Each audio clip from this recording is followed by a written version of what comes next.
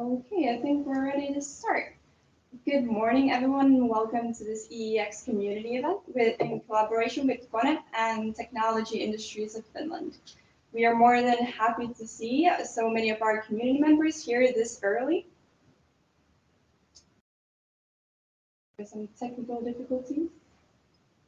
Just a second. Okay.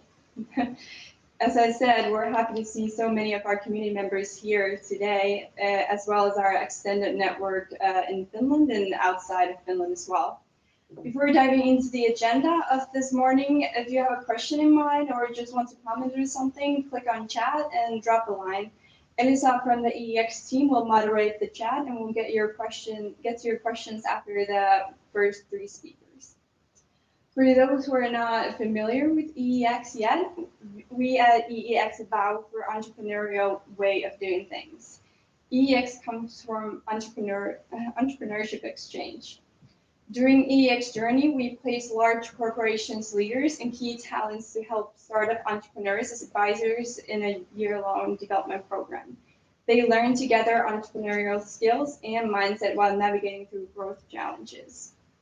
We know many of you are interested to know more, so Elisa will drop a link to our website on chat where you'll find more information about us as well as the EEX journey. Now moving on to the agenda itself. Our speakers today are all lifelong learners. They appreciate collaboration and they are also a part of the EEX community. One is an EEX journey alumnus, two are currently participating in the journey, and one has helped many talented leaders find their way to the journey. Without further ado, the first speaker taking the stage today is Timo Tiainen, head of KONE WORX Global from KONE. Timo is a design thinker with 24 years of experience in the design and innovation field. He's worked as a design consultant, built and led an in-house design organization, and from the beginning of 2020, he started in a new role leading KONE WORX. Timo can be described as a stubborn radicalist. The stage is yours, Timo.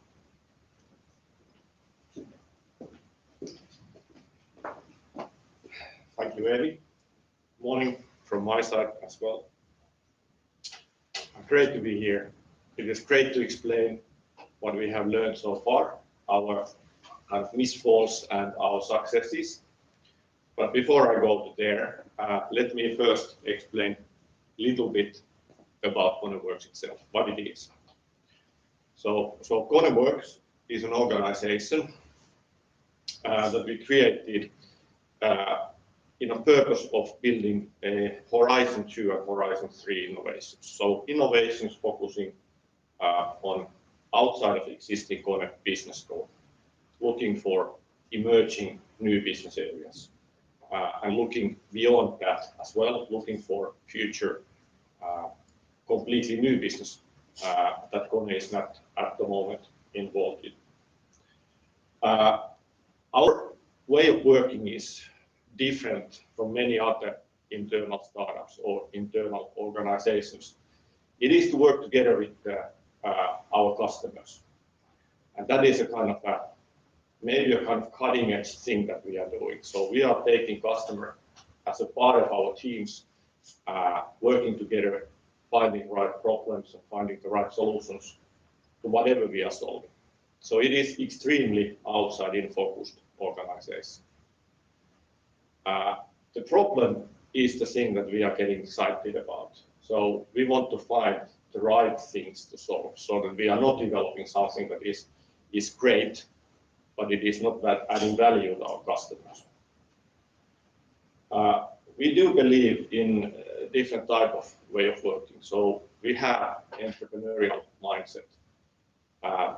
We are collecting there people who are having a huge courage, who are able to take the responsibility, take the pressure as well, and do things that hasn't been done before. It's a big challenge, to be honest, to turn that to reality. I wanted to share with you today our first learning. So as said, we have been operating now this year, so we are still fairly new. But from learning perspective, we are kind of fairly old organization because we learn so much every day. And the learning, as you know, is not always easy, and it is not always kind of a nice experience. But you need to turn that into a kind of a positive steps forward.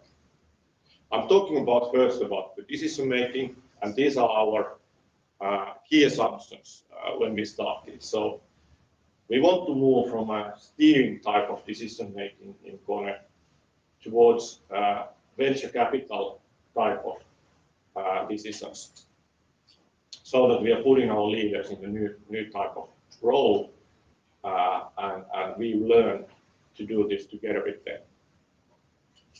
Another assumption, a key kind of element in KONE WORX is customer co-creation.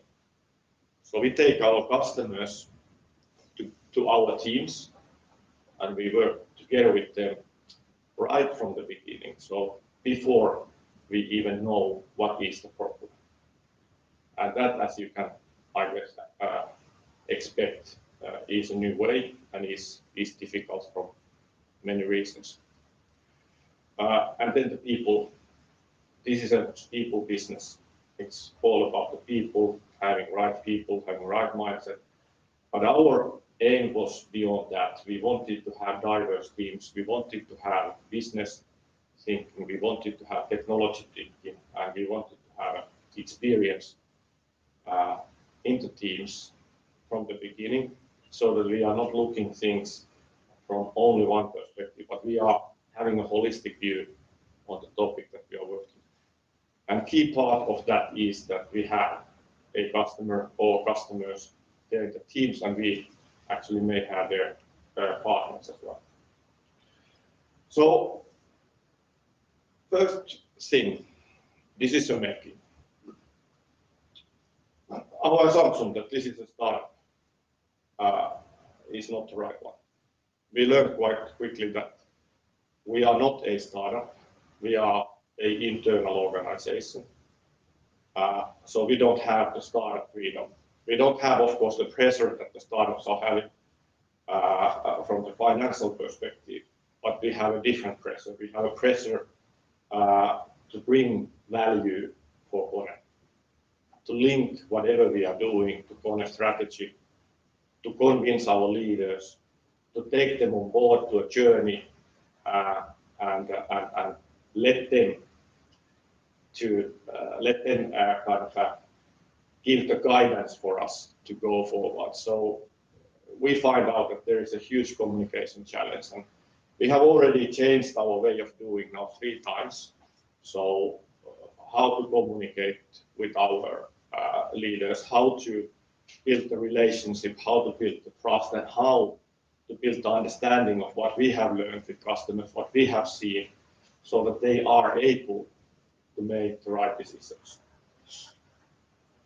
And I have to say, I have to give a hats off to our leaders, so that they have been patient with us, because obviously we haven't been kind of professionals in this from the beginning, but it is a journey where we all are learning. We are here still, so all good, and next year is still coming. But I think that is the first thing. If you are thinking of building this type of organization, focus on this, and build an understanding together with your leaders, and aim as high as you can in the company. You need to have the strategic thinking supporting you, otherwise you will not make it. Second area, the customers.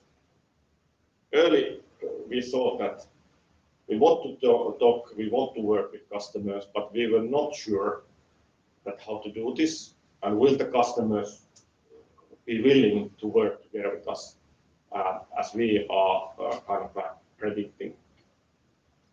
Then the learning is actually very positive. Customers are very willing to talk to you. They are very willing to work with you, but there is one condition, and it is a condition that kind of either makes it or breaks it. You need to build the trust.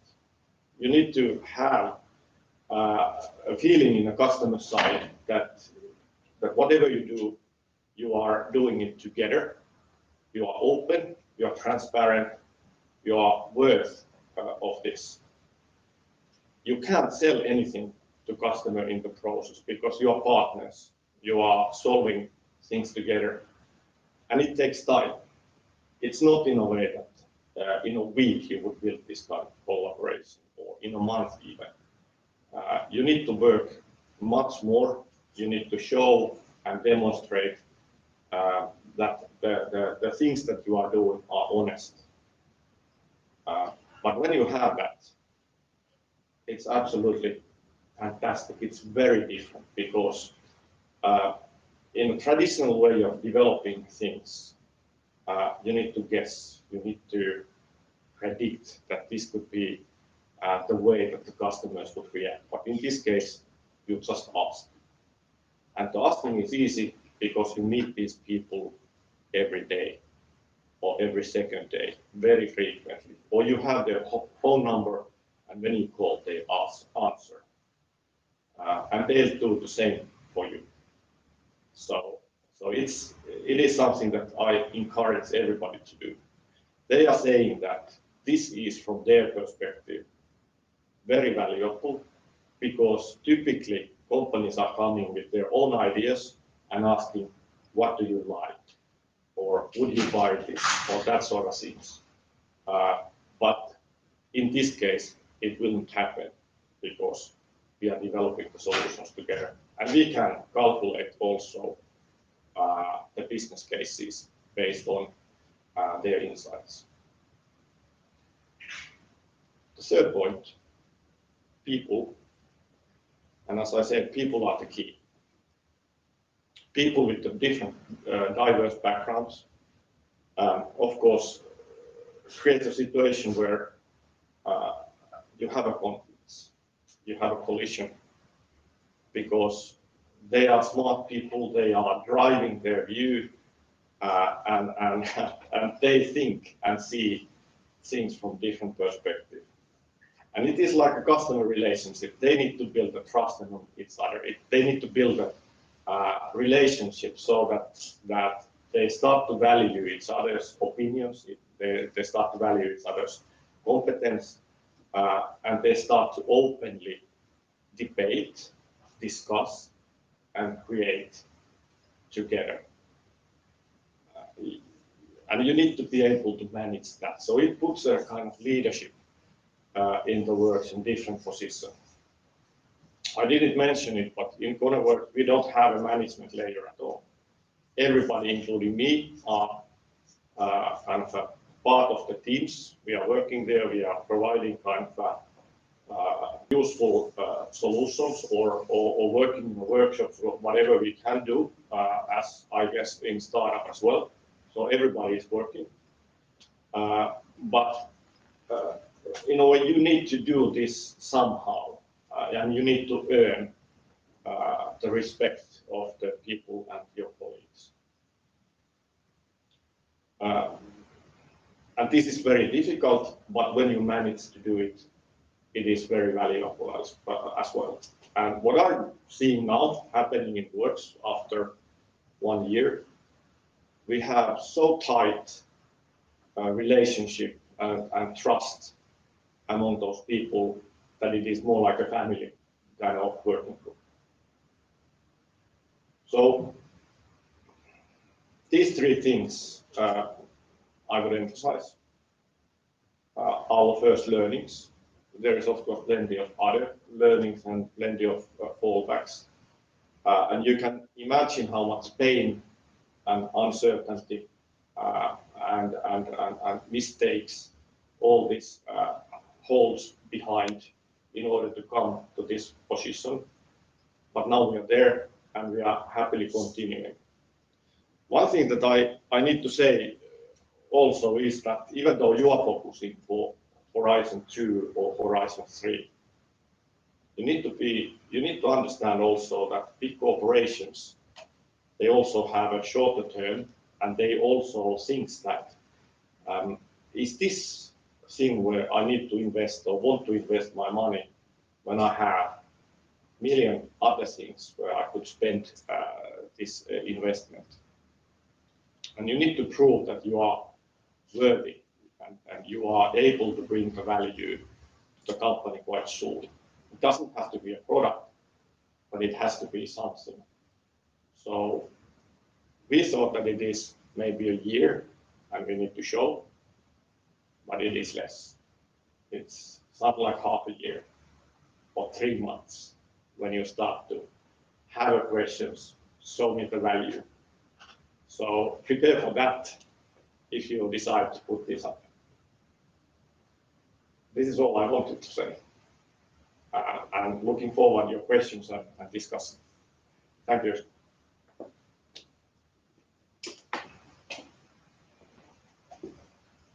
Thank you, Timo, for sharing your story. Next up, we have Timo's team member, Etti Seppä.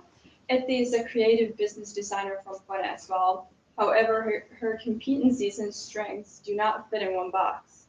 Etti has a background in international sales, SaaS cloud solutions, and information technology, and recently in design. She focuses on creating new businesses together with customers and partners by embracing ambiguity and being courageous and learning fast. She encourages to always be curious, have courage, and never stop trying. Please welcome Etti Seppä.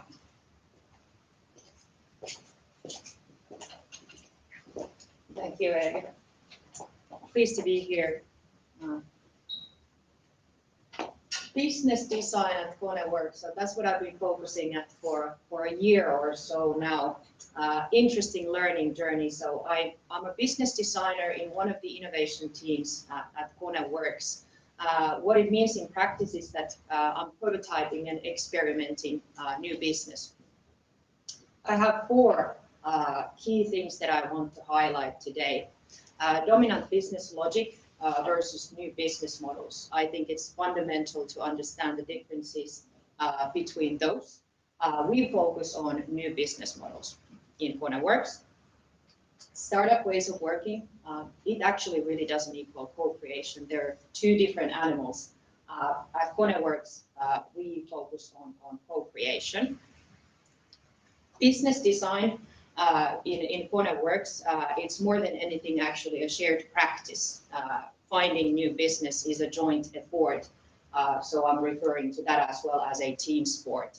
So everyone needs to be having the same vision and direction and good synergy there to sports actually.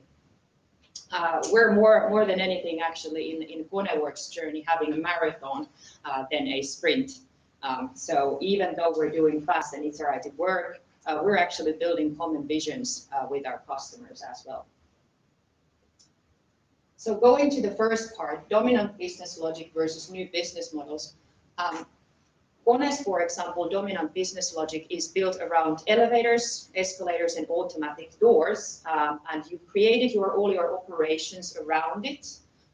Your legal departments, sales functions, all the structures are supporting that engine. It's where all the revenues are coming from, and you want to optimize that engine. We don't focus on that at KONE WORX. So what we want to create together with our customers are solutions that are viable, feasible, and desirable. And we want to have multiple different options and new business models that are from horizon 2 and 3. So what we want to actually focus when it comes to, for example, competition is not our existing competition, it's the future competition that we might have in the horizon. So we want to, and our target is to find actually something called blue ocean. Where you can find it, you don't know actually. So that's the interesting part. You need to start searching for it. And that is where the customer comes into a big role. So we want to find customer value. We want to make sure that it's technically possible. And we want to wrap it around with a really, really radical and interesting business model as well. When we're talking about new business models, we're using, for example, in co-creation quite a bit with the customer patterns. There are, for example, books around this domain, 55 business model patterns. And in practice, it's actually so that we might have 5 different business models in front of us together with the customer, we're actually openly discussing with them about their revenue structures and cost structures, for example. So this is the trust level that we're getting actually at KONE WORX in practice. When it also comes to new business models, so since the speed of change is so fast at the moment, the life cycle of the business models is actually diminishing and decreasing. So the dominant business logic actually, so it becomes really fundamental to have other business models next to the dominant one, because you never know when actually the engine that is your core strength starts to fade away. So we want to have multiple different business models and a portfolio of business models rather than only having one. And then when it comes to the dominant business logic actually as well, so it is really common that you build your all future business as well around the dominant business logic. So what you want to make sure is that you don't only add on to the existing business model, you want to make sure that you have radically new ones on the side. Then to the next point that I have, startup ways of working does not equal co-creation. Basically, startup is built around a viable business model. So they're learning a business, and when they learn a business, they start to build their operations around that. So it starts to be, again, like in the future, obviously the size is a little different, but in the future, it will be a dominant business logic again.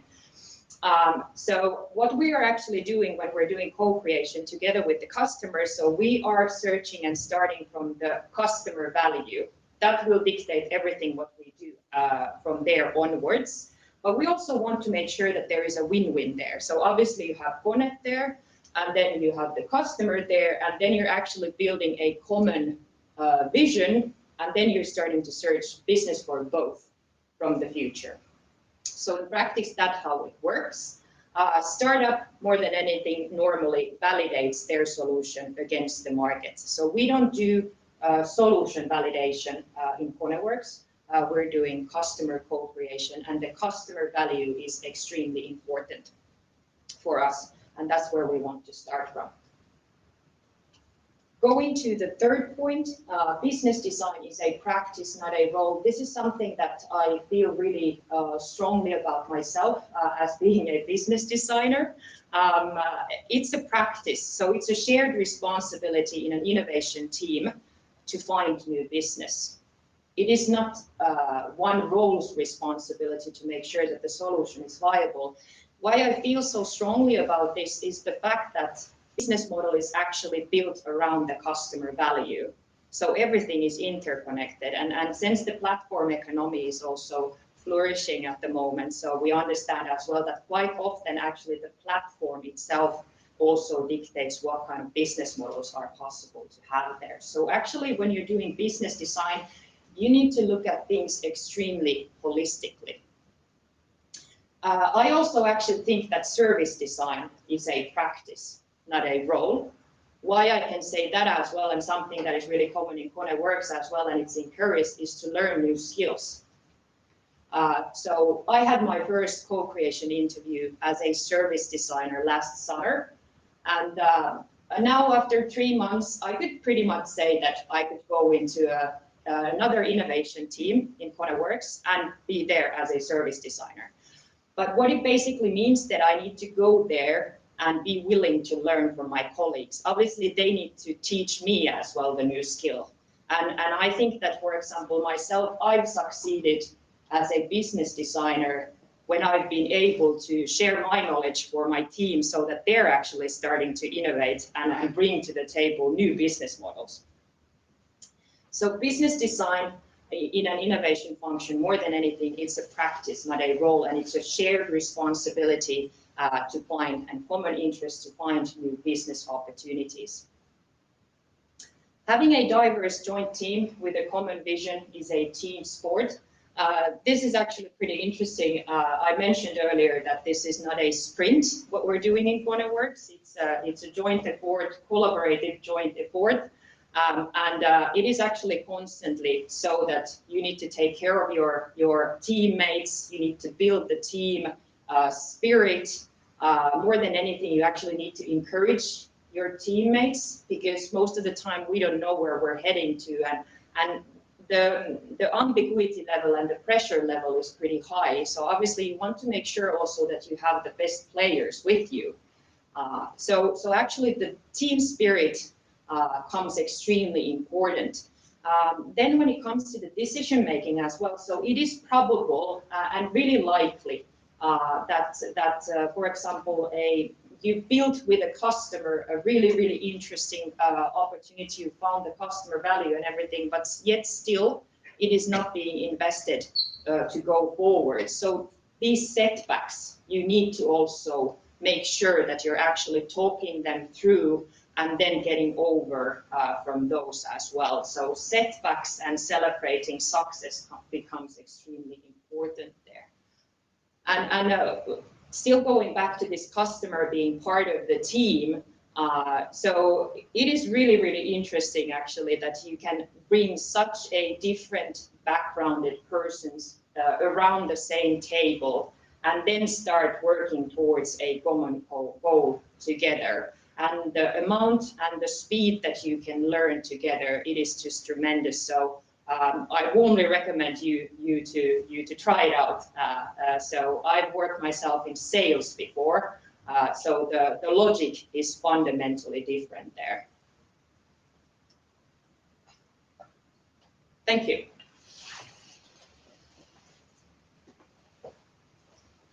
Thank you, Etti.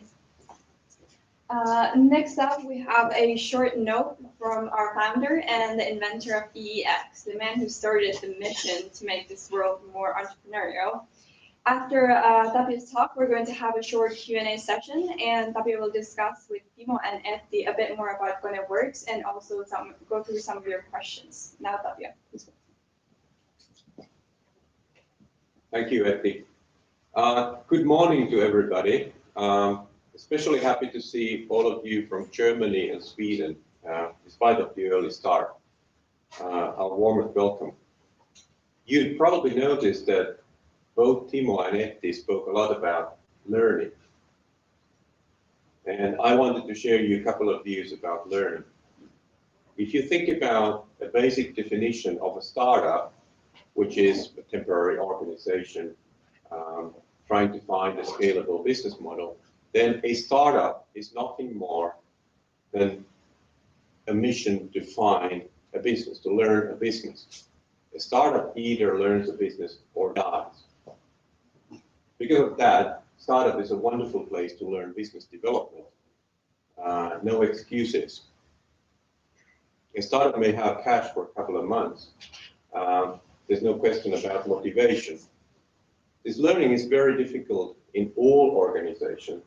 But it also entails at this point of all of us, the humankind, all of our organization, we have to learn very fast, unlearn and develop new stuff.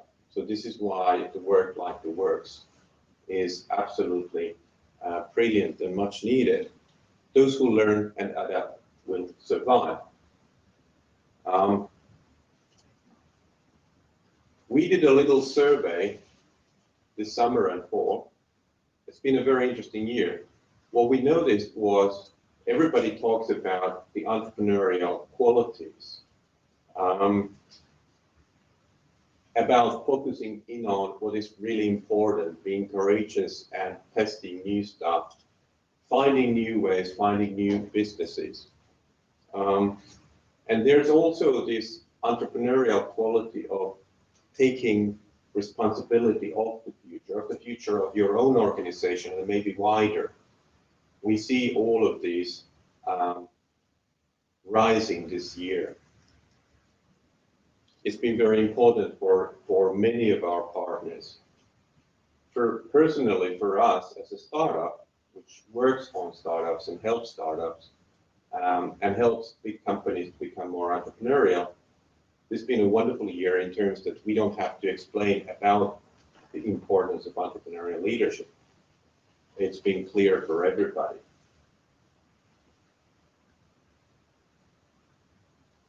It's been a peculiar year. When we talk to the people who are working with us,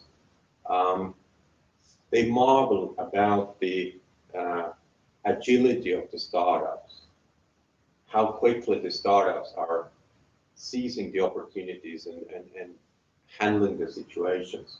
Somebody said that the startup he's working with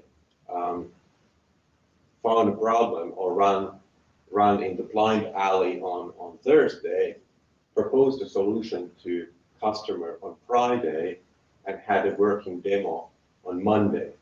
We do what is needed. And this is something we all should learn.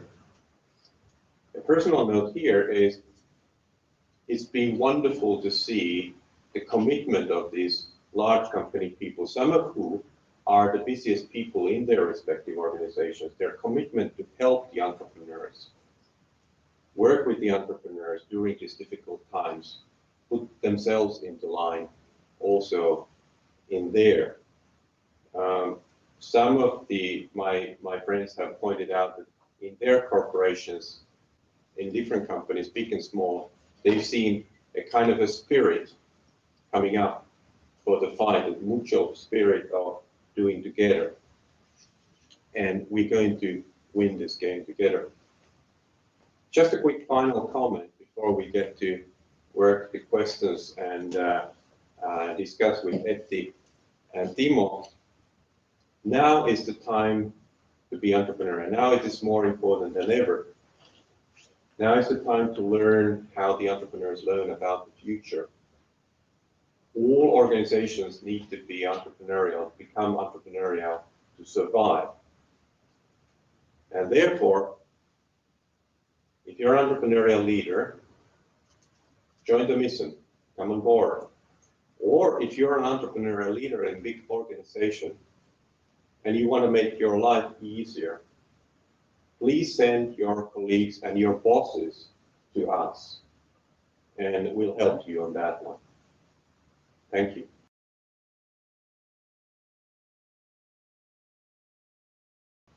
How do you find the customers you work with? I think there is many ways. We get the help of our big organizations, our leaders, our front lines, our sales organizations are bringing them to us. Nowadays, it is now the situation. So this company brings the customers here. In the beginning, it was not like that because who are these guys? Are they going to ruin my customer relationship? Mm-hmm. So it was not coming from the internal organization, but we kind of convinced them to let us go. They wanted to be part of the conversations, and they learned to trust. But now, we of course informal frontlines. Our frontlines are owning the customer relationship, so they need to be aware. But then we kind of contact them directly. You also mentioned something I find very interesting, is that you said that you have to build trust, obviously working early solutions. There are lots of issues around that. How do you build trust with the customers? Many ways. If I start, and then you can continue then, because you are there. You need to be honest and transparent. You kind of you don't fake anything. Mm-hmm. Brutal honesty of telling what you do, who you are, is important.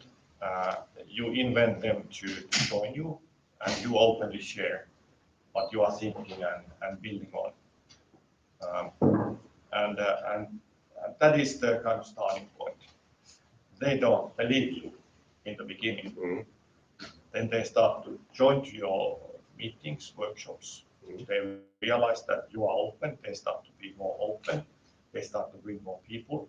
And it is kind of gradually. It's you build trust like you build trust in a team. You build trust like you build trust among the leaders. Mm-hmm. So you just find the ways, but don't let them down. This takes time. It takes time. Yeah. Yeah. Going back actually to this customer contacting as well. So we don't necessarily actually. We're not having a pool of customers. Actually, we might also contact ourselves customers as well. So we're actually doing quite a bit of that work as well. But the trust building, actually one of my favorite topics. You need to be yourself there. So you need to actually you're using your own face, obviously, in the discussions. So and you don't have any hidden agenda there. It's actually surprising also from the customer side that we're not selling anything. So there normally the reaction is that you're really not trying to. You guys don't have it yet, right? Yeah, exactly. But then on the other hand, obviously, we might found a signal from the market that we feel really strongly about. So you might have a future foresight, for example, right. And then you go with that towards the customer. Share that. And exactly, and there. if they actually start to think that that's actually something that they want to pursue as well, or if it's a strategic importance for them, you might start to build the work from there onwards. So you bring something onto the table from the scratch. Yes. Yeah, we need to sell ourselves in so that As we have team, something valuable. But in a way, we never start from a solution. Yeah. We always start from a problem, and the problem is always a customer problem. Yeah. And that's the key for their minds. They want to talk about their problems, not ours. Well, yeah, that's sort of understandable. There are several questions. I have two, and from the audience we have a few questions about your relationship with rest of KONE, the big mothership. I mean, you're a big company, 60,000 plus people around the world. How would you describe your relationship with the rest of KONE? Okay, that's a good question. I think there are like dimensions in trust as well, so it goes towards the front line as well. So as Timo was referring to, so first you need to build trust with them so that you can then access their customers. We have a bridge to core, so to say. So we do have organizational structures in place that we're working quite a bit with. So we have a kind of organizations that are supporting our work as well. Quite a bit of meetings internally as well. So synergies are found from there. But Timo, you said in the beginning you started after decision making. So how are you guys led? How are the final when you need to spend money seriously, or it's a big customer? How is the decision making? I have an organization called Growth Board, or team of EXP level, executive board level leaders who are making the decisions. The high level decisions are made there. We make the low level decisions, or innovate. You meeting customer, you are agreeing together that let's do this. It's decided. You don't take it to a steering or to somebody else to decide. It is decided, it's agreed, and you execute. And that's why you are fast.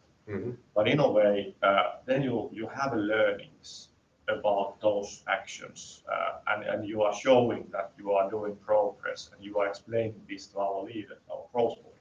And that is a kind of a thing where of course you need to have a relationship to these people. And as I said, we have a third kind of iteration ongoing, but we realized we need to have somebody from there for each team, one person to kind of be the kind of ambassador, be the kind of person who is really believing in you and explaining to other growth members that these guys are doing this and you see it like this. So taking that person in a journey inside the team. Otherwise, it's very difficult because you are dealing with the new things. Maybe the existing business is not exactly and the rules doesn't apply. And sponsor from the other side as well is important as well. So you actually need to also consider this, that it's not only internal sponsorship, it's actually the same thing goes to the customer side. So the team needs the sponsor from the customer side as well. Yep. And they have to do internally their own internal battles for the new stuff as well. Yeah. So in a way, you share some of the troubles and challenges with the customer innovation teams as well in your respective. How are you measured? We have KPIs. Okay. Leading, lagging indicators. Maybe tell about them a bit. Okay, so they're actually built on customer behavior. So we're more than anything interested how the trust is built than actual sales results, for example, in the beginning. So examples of leading indicators could be if data is being shared, can we create the joint team? Are there investing resources? When we're moving forward, it might be that do we agree the IPRs, for example? That starts to trigger quite a bit of discussions at one point where you're doing new innovations. Some contractual terms, for example, might be of interest. Lagging indicators are then more common in the business world, actually. So that's where there starts to be traction, for example. So, but early in the innovation journey, more than anything, customer behavior is being measured. Well, in startup circles, sometimes it's said that the first big indicator is the customer love. If the customer loves, if they do love your product and your service, then everything else can be figured out, most likely. If they don't, then everything else is vain. But how do your CFOs and controllers think about you? You guys are spending money, I presume. Not much. Okay. Well, we have the budget. We have, of course, head of KTI is our big sponsor. Okay. He's talking on our behalf. He's a big believer, I believe, I hope. And of course, it's a kind of decision of the company that we need to renew ourselves. We need to build the future. The future will not happen unless we make it. Right. So in that sense, of course, difficult times, all that, you find a way. But then is this actually a good time for you? Because I could imagine, without understanding fully your business and exactly what kind of project you have, which you can't probably tell about, is that your customers are in challenging situation as well. Extremely. So are they more open to collaboration now? I would think so, yes. I would say so that now is the time in many areas, in a way, as you have heard, kind of challenges in retail, challenges in office space, hotels. Absolutely. Yes. And the old formula, the old medicine doesn't work. So what do? They have invested in those areas, that business, so they are not sitting there and waiting their kind of revenues to die. They want to do something. And the way we are approaching it seems to be something that they actually see valuable and want to talk to and want to work together with us. And actually, we have a situation at the moment that more companies want to work with us than we are able to respond. I think that goes for an indicator. Yeah.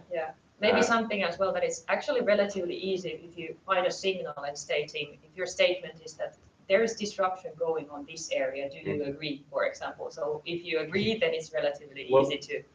I would imagine in lots of industries, in lots of companies, lots of people are quite aware that there's a disruption going on. But then you actually had, as KONE, you had either luck or, well, practically luck in terms of timing, starting your operation. Yeah, maybe. But it didn't happen just like that, because you need to prepare, you need to build it for the company. You can't copy it, even though we did quite a bit of benchmarking with other companies, understanding that how they are building their kind of internal startups or venture organizations and that sort of things.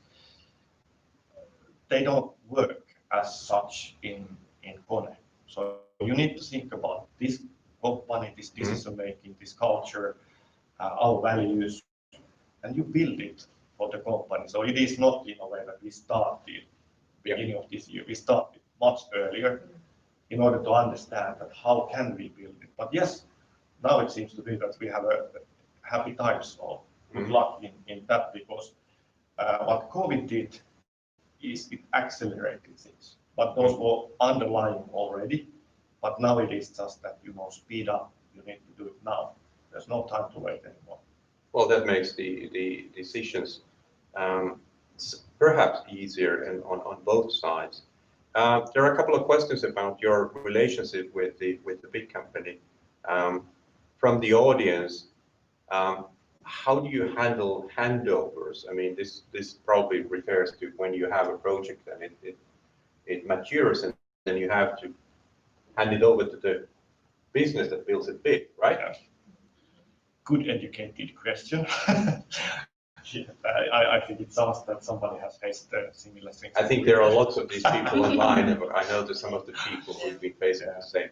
So how we are approaching is that, of course, we have a kind of a big scale business, and then we have this kind of explore area where we are, and there are others also doing in other ways, innovations and new business kind of finding. We have in between this kind of a piece called growth, because we are not the ones who are taking it into a market. Right. And what we have learned is that if you put this kind of a new initiatives into scaling part of the company, you scale too fast. You don't, because you need to learn while you go into market that how it actually still kind of, is it really working? There are bugs, there are mistakes, there are kind of maybe business model is not exactly the right one. You need to learn doing business, but then when you do that, do it in a small scale, because but still real. Still real, very real. But this comes back to your point, Etti, about the dominant logic. When do you know that you have the dominant logic? And actually, by the way, this as well is really interesting that the dominant logic is actually pushing these new models away as well. So kind of bearing in mind that you're having that there, the dominant logic, but it's making all of it possible to optimize the engine, so to say. So it's actually pushing these new models away as well. So I'm thinking the paradigm shift, because eventually, if you're successful, you will see that there's a paradigm shift. You actually replace the dominant logic with new. Potentially, yes. And then actually what we have a really kind of different from other innovation functions that we benchmark actually, and what we felt really strongly about since the beginning is this joint team. So we can't highlight that enough, but actually this team will move as well with the project from KONE WORX. So that's how you make actually, there was this handover. So actually it's the team that comes out. Oh, you actually so move it's the team as well. Yes, because you want to make sure that, and that's how actually I think it kind of links nicely to startup as well. So the founder is in the core, right? So you want to make sure that the competencies, they have the skills and knowledge. They've been and gone through the journey already. So and in this grow function as well. So what is fundamental to understand that it might be that you have the first business model as an MVP or MBS, but it might be that it doesn't work when you go to the mainstream. So actually you have the first MVP, yes, but when you go to the big and scaling phase, you might tweak the business model, or you might even change it. But if you work throughout with the customer, you will learn a hell of a lot during it. So you're on a sure footing anyway, whichever way it goes. There was a question about the team as well, and a smart question about how do you assure the diversity. And this comes back to our discussion here, is that, okay, you have the client team, you have your team, then you're moving your successful teams into the mothership. So how do you recruit and work your teams? Well, people are applying for us. They are looking for this kind of opportunities actually quite much now. So certain people is attracts. Inside or outside? Both. Okay. Both in KONE, but outside of KONE. Also some companies want to work with us because of this. But I think that's maybe in a way the easy part, how to get the people, how to select the right ones is the tricky one. That's the difficult one. Yes. But I very much believe in the thing that skills you learn, attitude you bring with you. Yes, we're all for the entrepreneurial mindset, as you know, but I have to second that. But on that note, still one more question about your relationship with the rest of the KONE.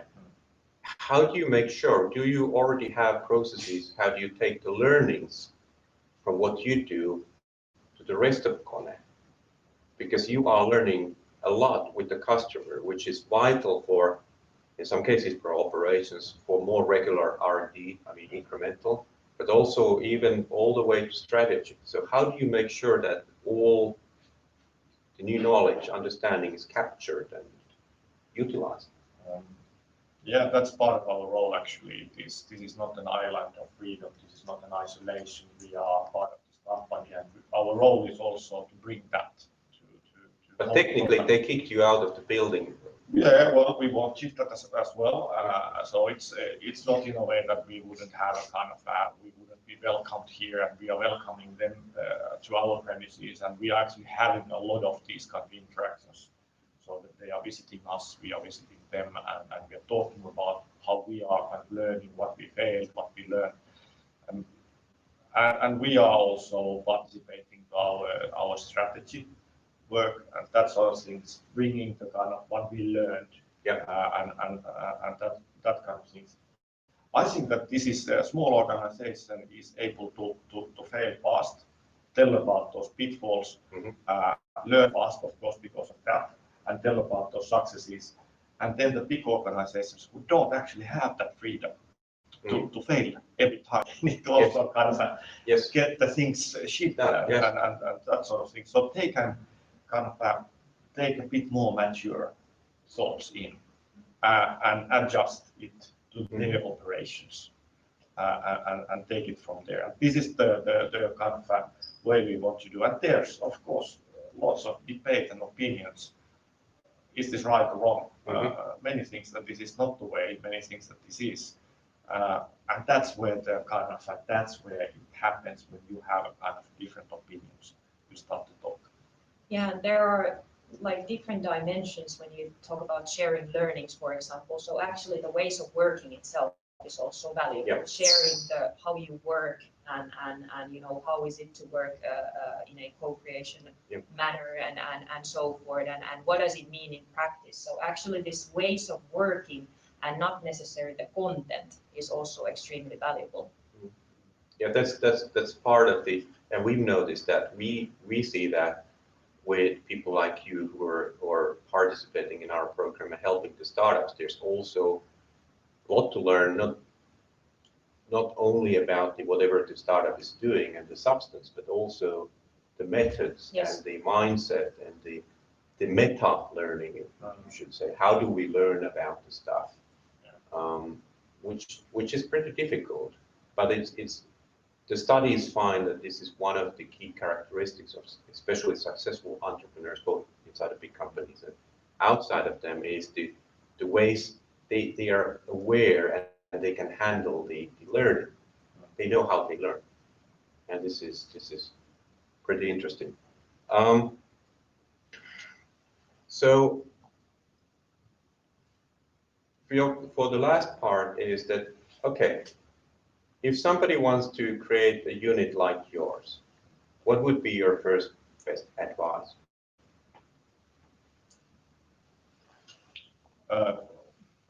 Take the support from the top management of the company. Okay. You need it more than you think. Benchmark with other companies so that you know and you take the learnings what they have learned. Select the right people, innovative people who are willing to invest it and wanting really to do it, and find out who are really honestly doing so and who just want to kind of have a journey, and then kind of build it on company values and company strategy, so that it supports. Because if it is an isolated element, if it doesn't fit, it will die. So you need to fit in. You fit in or you die. You learn and you fit in or you die. You adapt, you die. Yeah. My advice would be curious, have courage, and never ever stop trying. Okay. You can far with that. Yes, that's a wonderful place to stop. And we're all going to benchmark Timo and Etti, right? Thanks a lot. Thanks a lot. Thank you. Thank you. Thank you. Thank you. Thank you, Timo, Etti, and Tapio. The talk definitely could have lasted longer. Moving on with the agenda, our third speaker today from KONE is Kaija. Kaija is the head of talent and culture. We've been collaborating closely with Kaija for the past few years already, related to the development of their talents at KONE, and she is a true supporter of entrepreneurial leaders. Welcome, Kaija.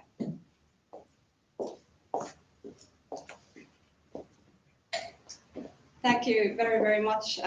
Good to be here, even though I have to say that the topic has started to sound very serious with this learning or dying, so hope we can keep it a bit lighter. I wanted to talk to you about learning, but from the capabilities and culture perspective, and let's put that into the context, which I think is pretty kind of well known by all of us. Obviously, we know that there's disruption. We've been talking about that before, and that combined with the speed of change actually kind of makes renewal quite difficult. So you of course want to renew yourselves as a company. You want to be agile with it, but then on the other hand, it's sometimes really hard with the changing world to know exactly where to focus on and whether to do it in scale, or whether to just focus on smaller groups and segments of people and develop them. With the challenges of renewing ourselves and capabilities, what really helps is a healthy culture. And that's why I wanted to also speak not only about the capabilities, but also the culture today. A quick look into capabilities and developing those at KONE. I have to say, I did say that we wouldn't be serious anymore, but actually, when it comes to capabilities, I have to say that's something that we do take very seriously. And we're passionate about learning. One way of renewing ourselves and kind of acquiring new competencies and capabilities fast is hiring. And we typically hire somewhat 10,000 new talents every year. And that is, of course, a fast way of acquiring different type of competencies, skills, ways of thinking, backgrounds, kind of the diversity of thought. But then again, currently we employ 60,000 people, and that's of course a huge asset for us. And we do want to make sure that we also keep developing and learning everybody who's already here. So just a very quick look at the development in numbers. I know there's a lot of text here, but when I said we take development seriously, here you can see some of the things that we did offer last year. Just to name a couple, we have more than 4,200 training programs and online modules for our employees online. And that's of course learning typically with other people or through networks or then by self-studies. What's also important is the job rotation, which enables learning on the job and together with other people from KONE. And last year there were 6,600 rotations at KONE to enable this. So that's the kind of numbers behind the development, just to name a few. It's of course also important to learn not just together with your colleagues and through different type of online platforms, but it's also very important to learn with external partners, with customers, like Etti here was describing, and Timo as well. And we're of course always trying to look for partners who can help us learn and accelerate our learning in a meaningful way. And EEX is certainly one partner that we've been very, very happy to work with. Why is that? Well, we talk about capabilities, and capabilities are extremely important.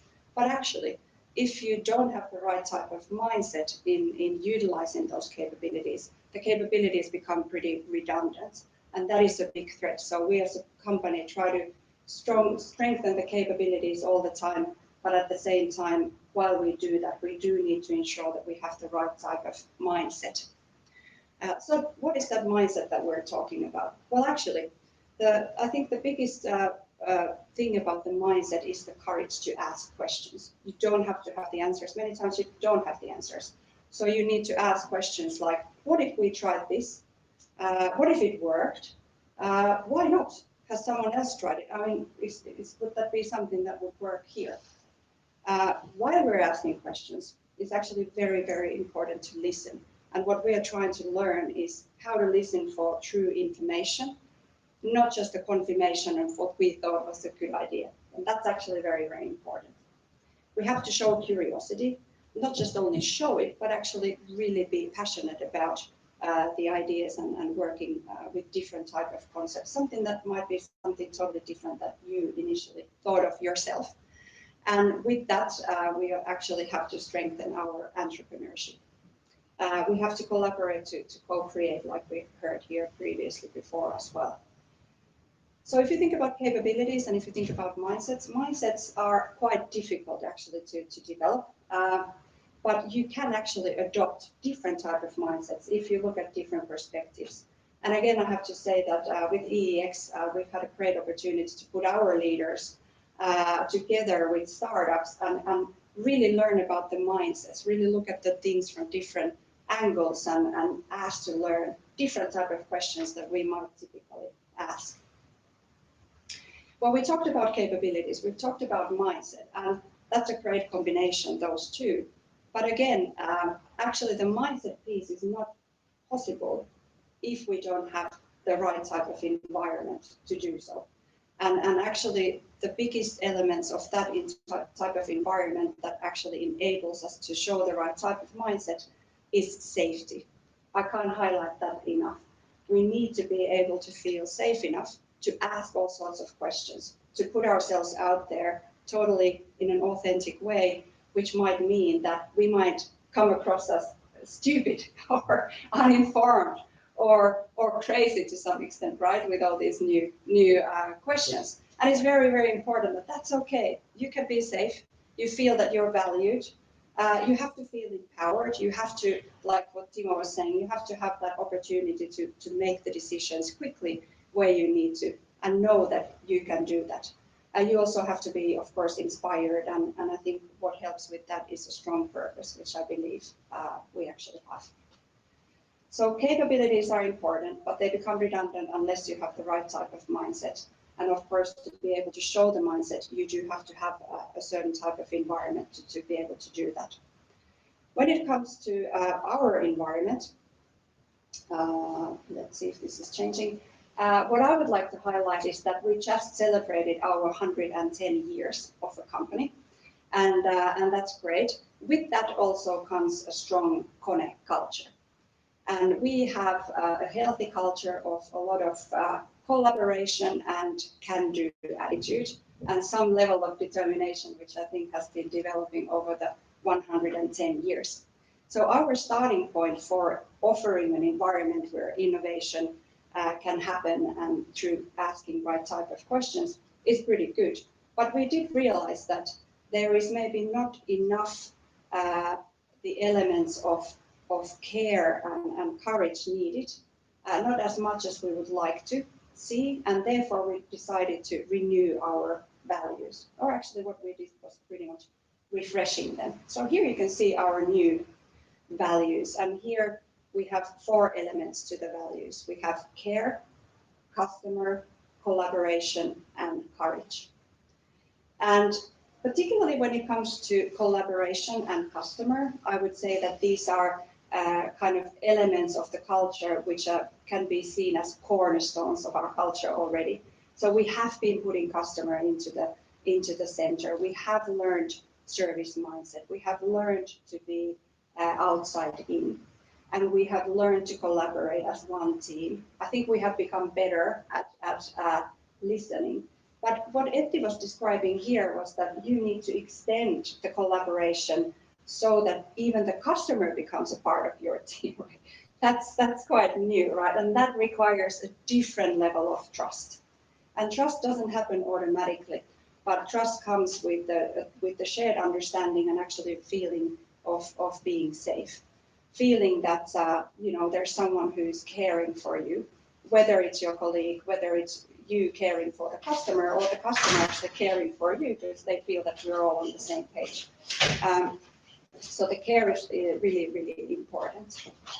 But care can actually only be productive if we also have courage.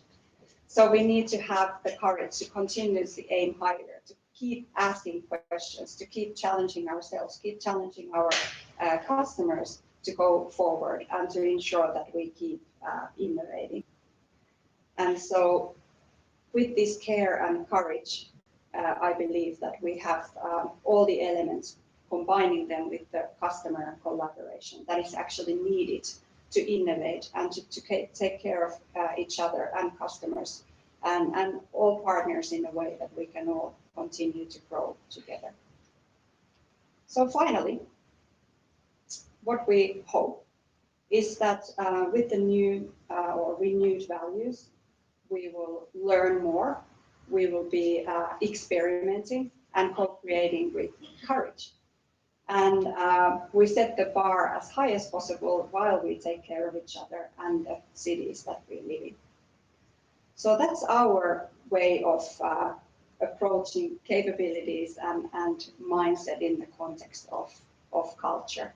And I have to say that this is something that happens together. Culture happens in interaction. And while we talk about KONE, we also talk about our customers and different type of partners. And I would like to take the opportunity here at the end to thank you, EEX and Tapio, for some of his crazy ideas and being able to take this cooperation forward and help our leaders in asking the right type of questions.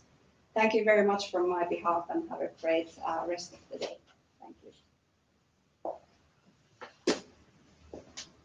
Thank you very much, Kaija, for sharing your insights on culture and capabilities. Our final speaker is up next. Laura Juvonen is an executive director at Technology Industries of Finland, leading activities in growth, entrepreneurship and skills. She is also currently participating in the EEX journey, looking to learn entrepreneurial leadership and co-creation of innovation. Go ahead, Laura.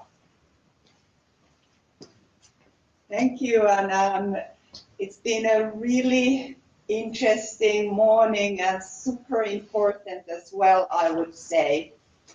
I will now wrap up our discussions by taking this to a bit wider sort of industry level. And we sort of discussed already that because of COVID crisis, things are actually accelerating. There is currently a movement of things. People's behavior has changed. And this is leading to a situation where markets are restructured. There are new players emerging. Some are strengthening their position and some players are losing in the game. And I think we're going to see quite a bit of this polarizing effect. And now it's a big question that how do we make most of this situation? And this is a big question of learning as well. Well, because of this, this situation, we did a study, an analysis together with Accenture Strategy to really understand this complex situation. Here is a schematic picture which shows our future scenario analysis. This is on the horizontal line, you see a global development, and if you think about from the perspective of Finland or an individual company, there's very little that we can do about this. But on the vertical line, we're seeing sort of aspects of more local growth or development. And this is the direction in which we can ourselves and through our choices and capabilities, we can influence this. And basically we see two ways how we can move. There are quite a few drivers that are dragging us towards stagnation or threatening our competitiveness because of this situation. But looking up and ahead, really the best opportunities, they lie in a scenario that we named DigiGreen acceleration. This means that digitalization and sustainable development, sort of green technologies, these are the main drivers of this acceleration. And this comes from different areas. It means that how do we actually create more customer value towards digitalizing the business through the value chain. I think that's pretty much something that we already talked about. That what kind of new business models, how do we leverage the capabilities, put the digital technologies really into action so that we get customer value out of it? How can we solve a real problem? If we look at climate change and all the questions and problems that we currently have with sustainable development, it's quite sure that we have plenty of problems to solve. And companies and our societies, we're committed to solving those problems, but it also means that we need to utilize digital technologies and data and all of these capabilities to enable the sustainable business.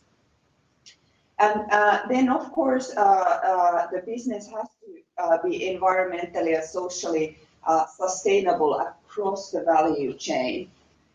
In practice, this means quite a lot of things in which development is already going on. It's not completely new, digital green business and this acceleration, of course not, but it seems to be really moving ahead faster.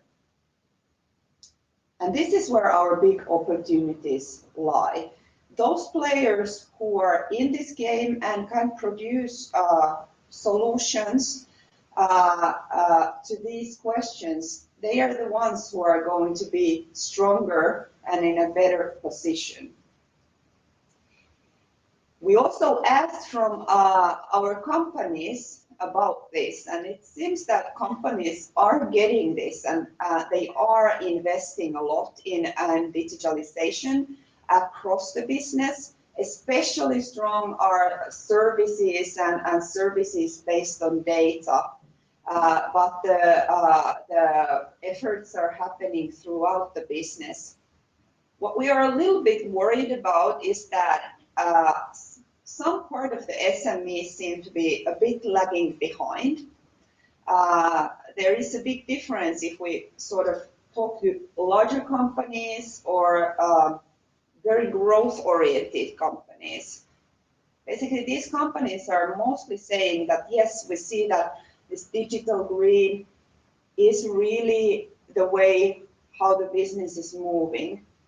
But then there is a bunch of other companies that are perhaps struggling currently and do not see it quite as clearly. And that is a question, what's going to happen? Even the bigger players need the smaller ones to move along. And there we come really to the question of capabilities and skills to drive this forward on the larger scale. I would say that Finland is in a good position in this game. We recently published this report on state of AI in Finland, and it's quite interesting. We are actually among interesting AI hubs even globally. We have currently about over 1,200 companies in Finland that are deploying AI in their everyday business.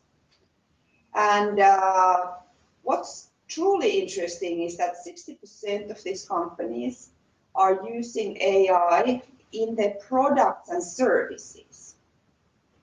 So they are looking to produce more customer value. Whereas globally, most companies currently use AI in support services such as chatbots or customer service, these kinds of applications. And if this is really so I think this is promising because now we're looking to create new business opportunities, new business value, which in long term will lead to a better position in the competition. But then I'll come to the question that what is really the only way to stay competitive? And I think we've been talking about that the whole morning. It's a question of people and how we work together. Timo Leskinen from KONE Cranes, who is also the chairman of our working group on skills and capabilities, he says that if a company does not focus on developing skills and capabilities, at some stage you end up being the weakest in the game, and soon you just don't have a company at all. And I think we do agree with this. The question is now how to do that. So I did a little experiment. Sorry, there's a little problem with this slide actually. I don't know what's happened, but I'll explain. I did a little experiment to see what my skills are. This experiment was done together with a company called Head AI. And they took 3 different data sources.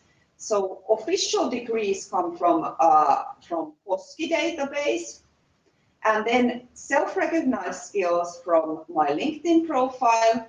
And then we looked into other kinds of skills. How do we tap into that? And we just, in this case, took different publications and blogs and writings that I've done over the last few years.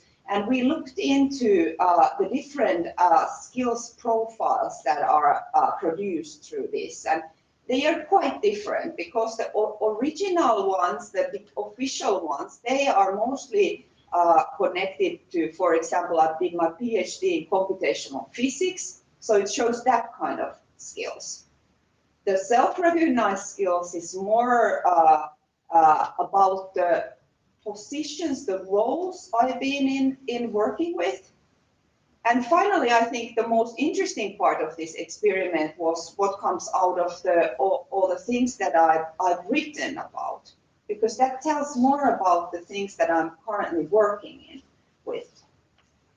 But what's still missing from this picture, I think, are the different capabilities or the things that we talked about today, the attitude, whether I want to learn and in which ways I'm communicating and working with different people.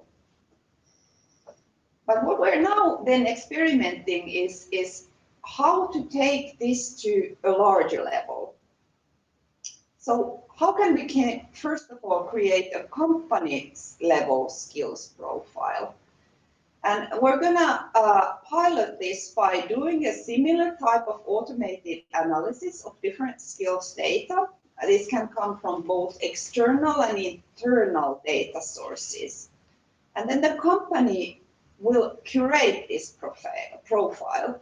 So to really go through the data, see whether that makes sense, validate the data, and see that the overall profile that comes out seems to give an overview of the company's current and future needs.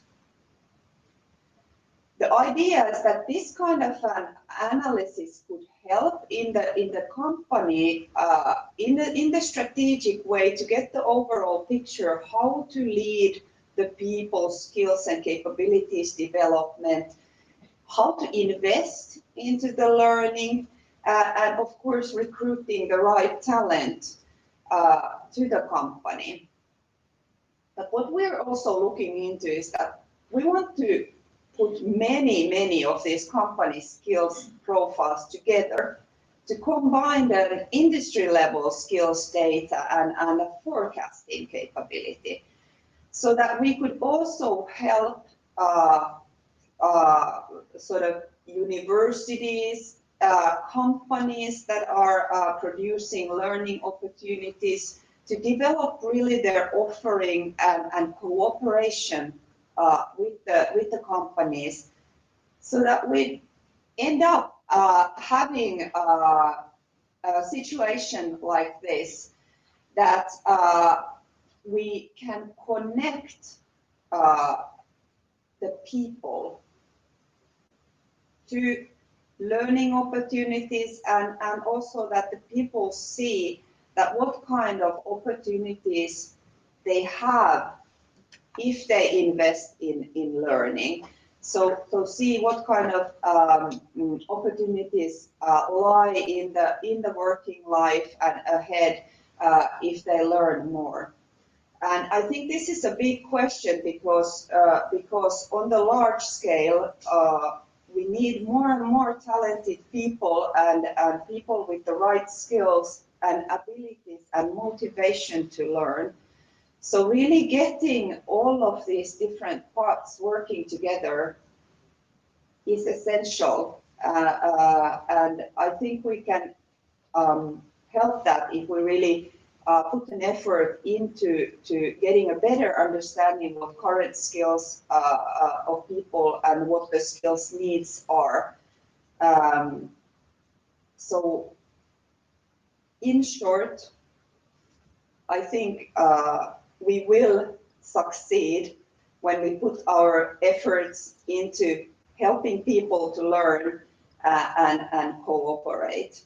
And I think that's what we've been doing here all of this morning. Thank you, everyone. It's been very interesting discussion and looking to continue this.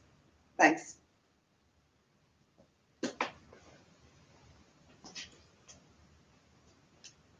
Thank you, Laura, for the insightful comments. Summing up everything our professionals talked about today, challenging existing solutions, finding new perspectives, and failing every once in a while gets you forward. Especially this year when everything has been different and new in many ways, to say the least. Now I want to thank everyone on the behalf of the EX team, Timo, Etti, and Kaija from KONE, and Laura and Nora, who was behind the camera, from Technology Industries of Finland for this motivating and inspiring morning. I hope you enjoyed the talk as much as I did, and we'll send you the recording afterwards, so you will also get a chance to watch it again if you like. Make sure you follow us on social media so you will not miss any of our great events coming up, so stay tuned. And for the leaders who are interested in taking part in the journey, you still have time to register for the January 2021 round. So feel free to contact me. My name is Eevi. I'm not sure if I mentioned it yet. And you can also contact our other team members as well. And we'll have a chat afterwards. So thank you once again, and let's connect on LinkedIn afterwards.